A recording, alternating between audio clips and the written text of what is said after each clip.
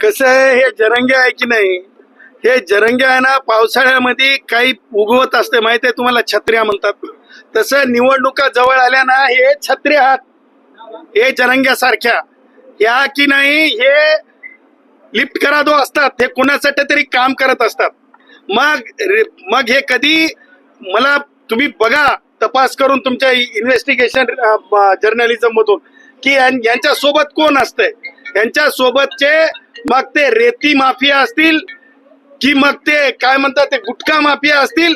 ह्या लोकांच्या आधारावर, काही राजकीय पुढाऱ्यांच्या आधारावर बोलणाऱ्यांवर काय पानचट बोलून फायदा आहे, काय पानचट बोलून फायदा आहे, काय पानचट बोलून फायदा आहे. यांना कायदा कळेल. जरंग्याला मीच गुणरत्न सदावर्तन जयश्री पाटील होत की मुंबईच्या शिवेमध्ये येऊ दिलं नव्हतं. आता परत त्यानं चुळबुळ चुळबुळ वळवळ वळवळ चुळबुळ चुळबुळ वळवळ वळवळ करायला लागलाय. कारण त्याला माहिती आहे की निवडणुका तोंडावर आहेत. निवडणुका तोंडावर असताना तुम्हाला सांगतो कायदेशीर मुसक्या बांधल्या जातील. वाळून माफिया आता होऊ शकणार नाहीत.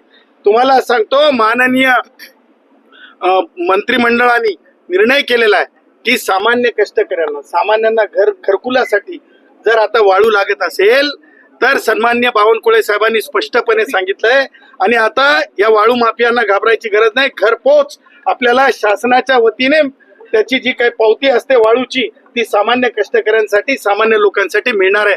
त्याच्यामुळं जरंग्या सारखे एलिमेंट मला असं वाटतंय की भविष्यामध्ये फार काळ काही वैचारिक दृष्ट्या टिकणारे नाहीत. हे की नाही कुणाच्या तरी कुबड्या आहेत, राजकीय कुबड्या आहेत, कुणाच्या तरी राजकीय कुबड्या आहेत. त्यामुळे मला असं वाटतं की यांच्यावर बोलणं म्हणजे पानचटपणा आहे.